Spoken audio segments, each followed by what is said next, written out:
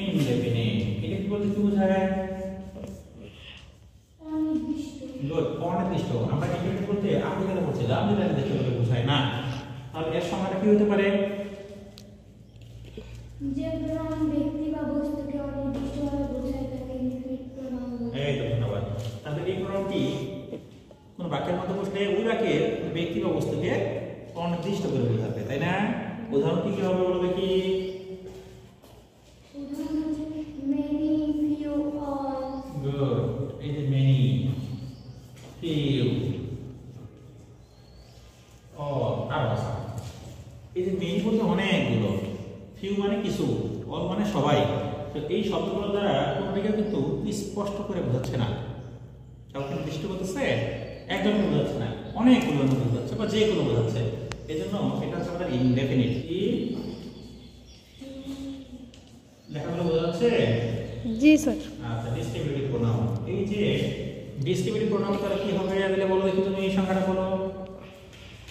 যে প্রোনাউন একাধিক ব্যক্তি বা বস্তুর প্রত্যেককে আলাদাভাবে বোঝানোর ব্যবস্থিত হয়।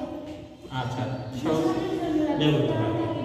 তাহলে এই প্রোনাউনটি সাধারণত অনেকগুলো ব্যক্তি অবস্থার মধ্যে থেকে একজনকে আলাদা করে বোঝাবে, তাই না? এই যে আলাদা করে বোঝানোর জন্য ব্যবস্থা হয় সেটাকে বলা হচ্ছে ডিস্ট্রিবিউটিভ প্রোনাউন। উদাহরণ কি হবে বলো দেখি, মনে আছে কিনা? Is, Good. everyone, Is, everyone, আর লাগবে না, জায়গা নাই। এই রিফ্লেক্সিভটা খুব সহজ একটা কাজ, তাই না? এই রিফ্লেক্সিভ কি করে? এই রিফ্লেক্সিভ প্রোনাউন ওই বাক্যের মধ্যে ব্যবহৃত যে কর্তা থাকবে, সাবজেক্ট থাকবে, ওই সাবজেক্টের সম্পর্কেই কিছু বলবেন বা ওই সাবজেক্টকে নির্দেশ করবেন। এরকমটা যদি হয়, বাক্যের মধ্যে ব্যবহৃত কর্তাকে নির্দেশ করে যে প্রোনাউন তাকে বলে রিফ্লেক্সিভ প্রোনাউন। যেমন এটা সাথে থাকতো সেলফ যুক্ত হয়, কি থাকে? সেলফ। এই প্রোনাউনের সাথে সেলফ যুক্ত হবে। যেমন আমরা বলি মাই সেলফ, করছি আমরা এটা। myself, himself, herself. গুড।